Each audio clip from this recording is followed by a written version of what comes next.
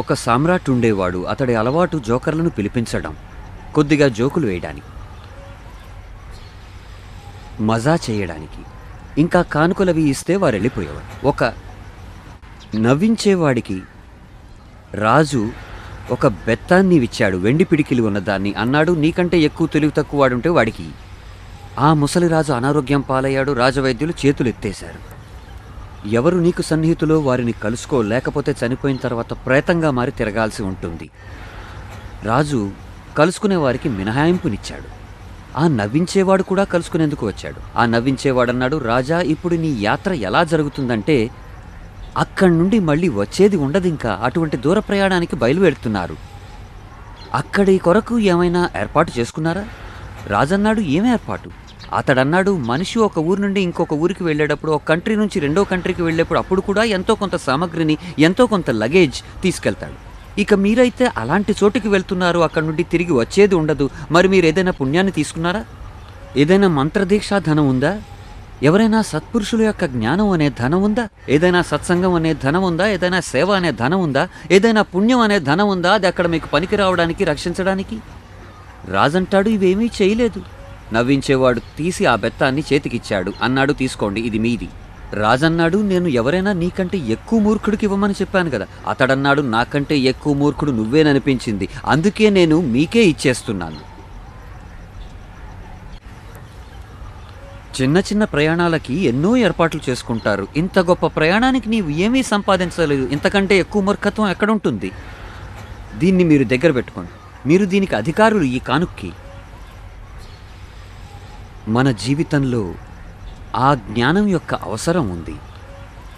ఏ జ్ఞానం అయితే మృత్యువు దెబ్బల నుండి మనల్ని రక్షిస్తుందో, ఏ ప్రసాదం అయితే జనన మరణాలనే నరకాల నుండి మనల్ని రక్షిస్తుందో, ఏ జ్ఞానం అయితే అశాంతి నుండి మనల్ని రక్షిస్తుందో, ఏ జ్ఞానం అయితే తల్లి గర్భాలలోకి వెళుతూ ఉండగా మళ్లీ మురిక్కాలవల్లో తిరగడం నుండి మనల్ని రక్షిస్తుందో, అటువంటి ప్రసాదం మానవ జీవితానికి అనునిత్యం అవసరమే.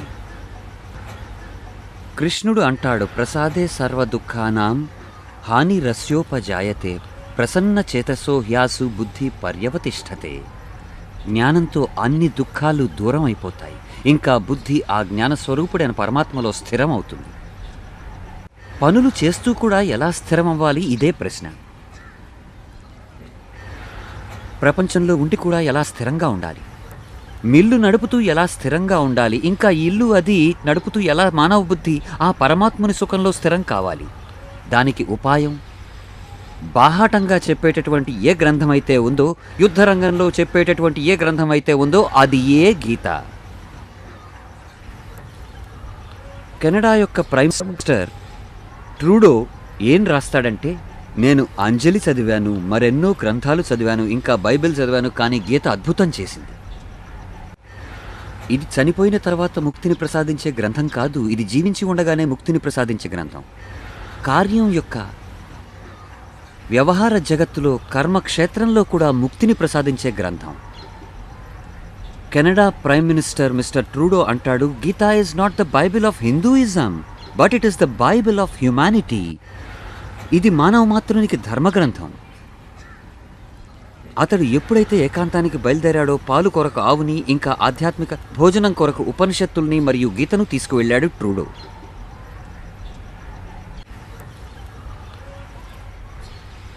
గీతలోని శ్లోకం, అనాశ్రితః కర్మఫలం, అనాశ్రితః కర్మఫలం, కార్యం కర్మ కరోతి యః, కార్యం కర్మ కరోతి యః, స సన్యాసి చ యోగీ చ, స సన్యాసి చ యోగీ చ, న నిరాగ్నిర్న చ క్రియః, న నిరాగ్నిర్న చ క్రియః.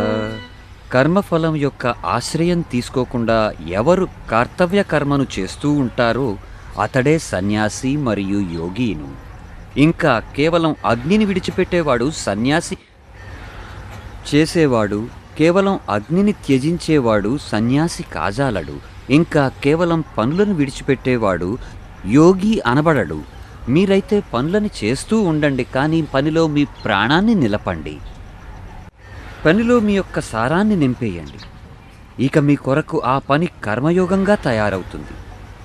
బాలునికి ఆడుకోవడంలో ఎన్ని విధాల శ్రమ కలుగుతుంది, అయినప్పటికీ అతడికి అది శ్రమగా కనిపించనే కనిపించదు. కానీ ఆ బాలునితో చెప్పి చూడు, అరే వెళ్ళి ఆ 6 కిలోమీటర్ దూరానికి వెళ్ళి ఫలానా చోట నుండి నీ సీసాలు తీసుకురా పాలవి, అతడు అలసిపోతాడు, కుదరదంటాడు. బాలికతో అంది, పాలు పాలు పాలవాడొచ్చాడు, 1 లీటర్ తీసుకురా. 4వ అంతస్తు, పాలు కింద, నా వల్ల కాదు. ఆ బాలిక కొద్దిసేపు తర్వాత తన చిన్న తమ్ముడి ఎడల ప్రేమ గనుక 8వ అంతస్తులోకి తీసుకెళ్ళింది ఆ బాబుని. 1 లీటర్ పాలు నీకు 4వ అంతస్తులోకి తీసుకెళ్ళడానికి కఠినంగా తోచింది, మరి తమ్ముడిని 8వ అంతస్తు వరకు తీసుకెళ్ళినా అలసిపోలేదు అంటుంది. లేదు లేదు, తమ్ముడు బరువు లేడు, అసలు బరువు లేదు, చాలా తేలిగ్గా ఉన్నాడు.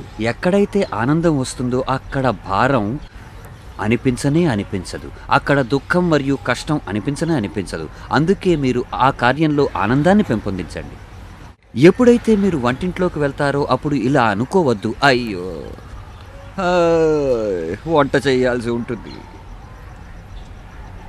కాదు, పతి రూపంలో, పుత్రుని రూపంలోనూ, కుటుంబం రూపంలోనూ నా భగవంతుని కొరకు భోజనాన్ని తయారు చేస్తున్నాను. ఒకవేళ ప్రియమైన వ్యక్తి వచ్చాడనుకుందాం, మీ ఇంట్లో భోజనం చేయడానికి మీ చేతుల్లోనూ ఇంకా మీ కాళ్లలోనూ గజ్జెలు మ్రోగుతూ ఉంటాయి. ఎంతగా వంట ఇల్లు శుభ్రంగా తయారవుతుందో. జాంజ్రీ జోయే వాంగుర్ కమ్ కియతోథే. ఒకవేళ అత్యంత ప్రియమైన మిత్రుడు వచ్చినట్లయితే, ప్రియమైన స్నేహితురాలు వచ్చినా, ప్రియమైన శ్రేయోభిలాషి వచ్చినా, ఇంకా అతడికి మీరు ఆహ్వానం ఇచ్చి ఉన్నట్లయితే, ఆహ్వానించినట్లయితే, మీ ఆహ్వానాన్ని స్వీకరించి అతడు వస్తూ ఉన్నట్లయితే మీరు ఇంటిని ఎంత శుభ్రంగా చేసి ఉంచుతారో కదా. ఏమిటి అలుపు అనిపిస్తుందా ఆ సమయంలో? భారం అనిపిస్తుందా? ఉద్యోగం వలె అనిపిస్తుందా? కానీ ఎవరి ఎడల ప్రేమ లేదో అతడు వస్తూ ఉన్నాడనుకుందాం, ఇన్కమ్ ట్యాక్స్ ఆఫీసర్ ఆడిట్ చేయడానికై, మీరు శుభ్రంగా అయితే ఉంచుతారు, కానీ మనసులో అనుకుంటారు చచ్చినోడు తొందరగా వెళ్ళిపోతే మంచిదని. సాహెబ్ చాయ్ తాగండి, సాహెబ్ ఇలా చేయండి, సాహెబ్ ఐస్ క్రీమ్ తినండి, లోపల నుండి అయితే చావు తొందరగా వెళ్ళు. ఎందుకంటే అతడి ఎడల ప్రేమ లేదు. అతడి కోసం మీరు ఫార్మాలిటీ పూర్తి చేస్తారు. ఎవరి కొరకైతే మీకు ప్రేముందో వారి కొరకు మీరు దానిలో ప్రాణం కలిగి ఉంటారు. మీ హృదయం దాంట్లో లీనమైపోతుంది. ఆ కార్యం మీకు అలుపు తెచ్చేది కాదు, ఆ కార్యం ఆనందం కలిగించేదిగా అవుతుంది మీకు. బాపూజీ మా ఆవరణలో ఇల్లు శుభ్రం చేయండి, బాపూజీ మా వద్ద ఇది శుభ్రం చేయండి, అది శుభ్రం చేయండి. ఇది మీ యొక్క కర్మయోగంగా మారుతుంది, సుఖాన్ని ఇచ్చేదిగా మారుతుంది, ఆసక్తిని తొలగించేదిగా మారుతుంది, పరమాత్మతో కలిసేటటువంటిదిగా మీ కార్యం తయారవుతుంది.